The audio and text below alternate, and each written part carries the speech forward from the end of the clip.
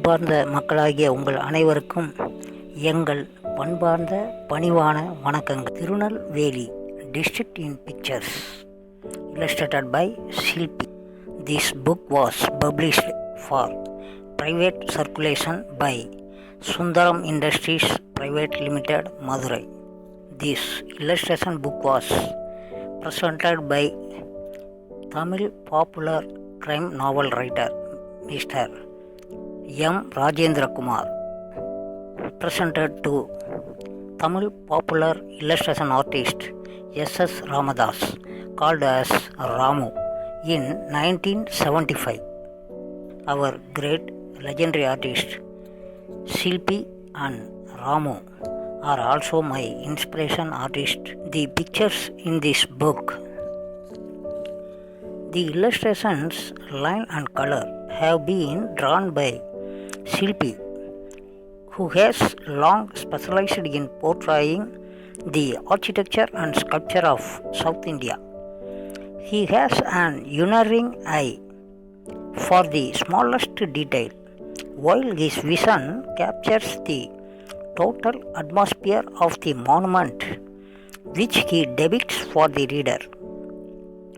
When he set out to illustrate a book on Tirunelveli, it was natural he should linger at Krishnapuram, which is a hamlet 8 miles east of Tirunelveli. The Thiruvenkadanathan temple and Krishnapuram has many Puranic pictures sculptured on its pillars. There are gods and nymphs, folk dancers and fabulous animals. The most popular of the sculptures are those showing a princess borne on the shoulders of a gypsy lover and a prince carried by a gypsy woman. These were all executed in the days of Krishnappa the Nayak, ruler of Madurai, and represent Tamil stone sculpture in its most elaborate and final stage. At the other end, we have the giant sculptures of Kalugumalai, which are the earliest work of the Tamil sculpture in district. Individual icons made in Tirunelveli between the 13th and 15th centuries, representing the art at its mature best, are represented by the pieces which have gone to the museums at Madras.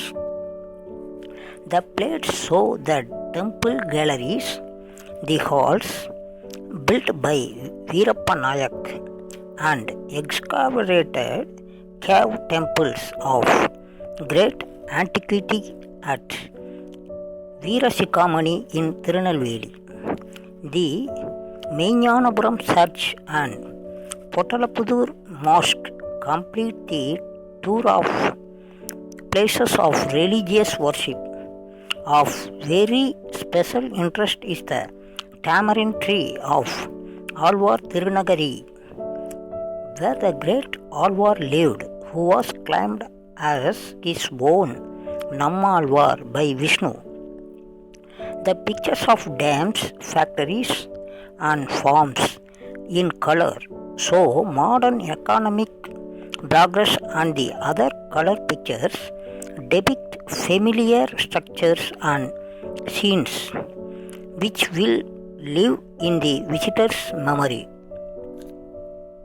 Tirunelveli district in pictures என்கின்ற இந்த புத்தகத்தில் திருநெல்வேலி மாவட்டத்தில் உள்ள வழிபாட்டுக்குரிய முக்கிய தலங்கள் மற்றும் பிரபலமான இடங்கள் ஆகியவை ஓவியங்களில் வரையப்பட்டு காட்டப்பட்டுள்ளன. இந்த ஓவியங்களை வரைந்தவர் தமிழ்நாட்டில் இன்றும் அவரது படைப்புகளால் பேசப்பட்டு வருகின்ற ஓவியர், தெய்வீக ஓவியர் என்று அழைக்கப்பட்ட ஓவியர் ஷில்பி அவர்கள் ஆவார். இந்த அரிய வகை நூல் மதுரை சார்ந்த டிவிஎஸ் குழுமத்தினரால் தனிப்பட்ட உபயோகத்திற்காக வெளியிடப்பட்டிருக்கிறது. எந்த ஆண்டு வெளியானது என்ற விவரமோ மற்றும் அது சார்ந்த மற்ற விஷயங்களோ குறிப்பிடப்படவில்லை. இந்த நூலானது தமிழகத்தின் பிரபலமான கிரைம் கதை எழுத்தாளராக விளங்கிய திரு எம். ராஜேந்திரகுமார் அவர்களால் தமிழகத்தில் பிரபலமாக இன்றும் விளங்கி வரும் ஓவியர் எஸ். ராமதாஸ் அவர்களுக்கு 1975ஆம் ஆண்டு பரிசீலிக்கப்பட்டிருக்கிறது. இதன் காலத்தை வைத்து ஒப்பிடுகையில் இந்நூல் 45 வருடங்களுக்கும் மேலான பழமையை இது காட்டுகிறது.